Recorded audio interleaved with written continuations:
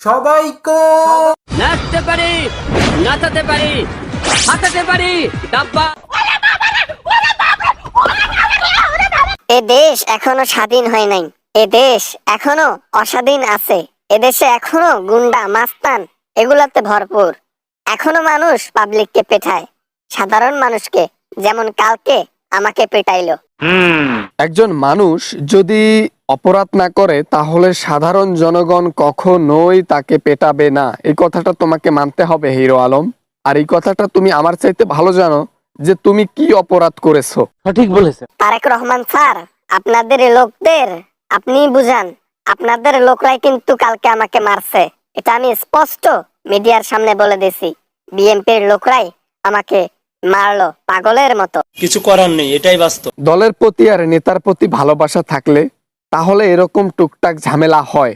কেননা যদি তুমি কোনো নেতার জন্য মামলা দাও থানার মধ্যে গিয়ে, তাহলে তাকে যে ভালোবাসে তার তো একটু জ্বলবেই। ও আই সি।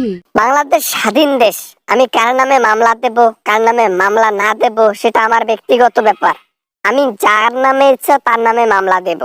এখন এখানে যদি আমাকে মামলা দিতে গিয়ে মারা হয়, এটা কেমন স্বাধীন দেশ? বুঝো না এই ব্যাপারটা। মামলা দিলেই হবে না, ব্যক্তির অপরাধ থাকতে হবে। এর আগে ক্ষমতায় ছিল আওয়ামী লীগ, এখন ক্ষমতায় আওয়ামী লীগ নাই। সেই সময় তুমি রুহুল কবির রিজভির নামে মামলা করছিলা, এই জিনিসটা কি তুমি ঠিক করছিলা? নাচতে পারি, নাচাতে পারি। রুহুল কবির রিজভির নামে মামলা দেওয়ার কারণে আজকে দেশ স্বাধীনের পর আমাকে পেটানো হলো। স্যার, আপনি কি আমাকে এই ধরনের কথাই জিজ্ঞাসা করতেছেন যে রুহুল কবির রিজভির নামে মামলা দেবার কারণে কালকে আমাকে পেটানো হয়েছে? আমি শুনি নাই, অনেকে শুনছে। তুমি মিয়া বেলজ্জা আছো। কিরকম বেলজ্জা দেখো, তুমি ভিউজের জন্য কি না করতে পারো। মারামারি গুলো নিজের চ্যানেলে আপলোড দিচ্ছ, ভিউ আসতেছে, সেখান থেকে টাকা উপার্জন করতেছ।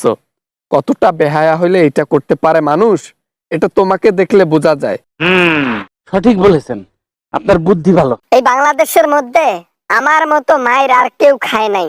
এরকম পাবলিসিটির মধ্যে আমাকে মেরে তক্তা বানিয়ে দিয়েছে, আমাকে কান ধরে উঠবোস করাইছে আপনাদের বিএনপির লোক।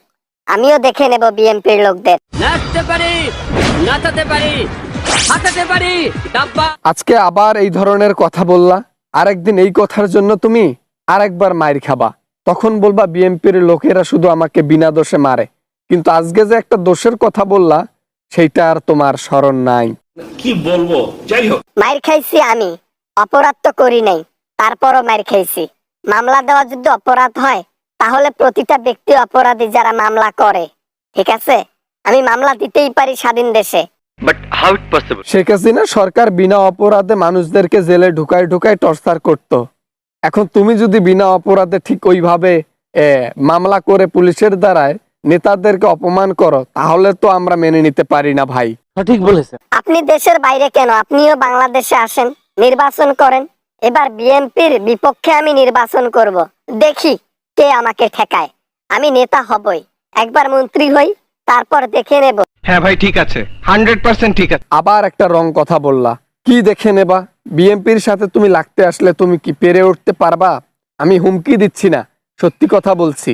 আমাদেরকে তো মানুষ জনগণ অনেক ভালোবাসে, এ ভালোবাসার টানে তোমাকে আবার মারবে, নিতে পারবা? কিছু মনে করবেন না, আপনি বেশি কথা বলেন। এবার মারলে প্রশাসনের আয়ত্তে যাব।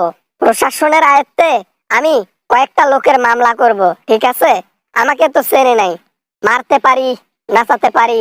হেই, আমার নাম হিরো আলম, হিরো আলম। নাচতে পারি, নাচাতে পারি, হাঁটাতে পারি, ডাব্বা। না, তোমার সাথে টাইম ওয়েস্ট কইরা কোনো লাভ হবে না। তোমাকে যা বোঝার বুঝাইলাম। আমি তারেক রহমান, আমি জীবনও কখনো কোনো অপরাধ ব্যক্তিকে ছাড় দেই না, আর যে নিরপরাধ তার পাশে ঘেঁষি না। ঠিক আছে, তুমি অপরাধী, এটা তুমি নিজেও জানো। এখন তুমি যদি এতটুকু মাইর খাওয়ার পরও যে কথা বলতে পারতেছো, এটাই তো কপাল। মানুষ চাইলে গণপিটানি করে তোমাকে হত্যা করতে পারতো, সেটা করছে? হ্যাঁ, তুমি ঠিক যেভাবে মামলা করছো ঠিক ওইভাবে দুইটা চড়ও খাইছো। এই জন্য আমাকে বারবার পেটানো হবে? একবার আওয়ামী লীগের লোক পেটায়, একবার বিএনপির লোক পেটায়। আমি কি পুতুল হয়ে গেলাম নাকি? স্বাধীন দেশে একটা সুষ্ঠুভাবে কথা বলতে পারি না? স্বাধীন দেশে একটি কথা বললে আমাকে নিয়ে যায়, হ্যাঁ, মারধরের জন্য। আচ্ছা ভাই, তোমার কাজ কি? তুমি একজন কন্টেন্ট ক্রিয়েটর, আমার কথা ভালো করে বুঝো।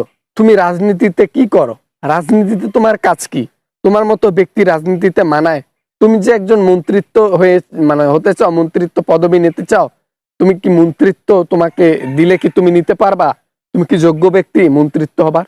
হ্যাঁ, তুমি যে এইভাবে নির্বাচন করো, এইভাবে এই যে রাজনীতি করো, এটা তো তোমার সাথে যায় না রে ভাই। যেটা যায় না সেটা কেন করো? জোর করে কেন করো? এ আমি কিছুতেই মেনে নিতে পারবো না। বুঝতে পারছি, আমি অশিক্ষিত জন্য আমি রাজনীতি করতে পারবো না। ঠিক আছে, হিরো আলম কি জিনিস একদিন দেখবে বাংলাদেশ। রাজনীতি সবার জন্য না। হিরো আলম কি জিনিস সেটা বাংলাদেশের লোকও জানে। আর সামনে ভালো কিছু করো যেন বাংলাদেশের লোক তোমারে ভালোবাসে। এরকম মাইর খাইয়া খাইয়া এরকম মাইর খাওয়ার তো কোনো দরকার নাই, তাই না? ভালো থাইকো ভাই।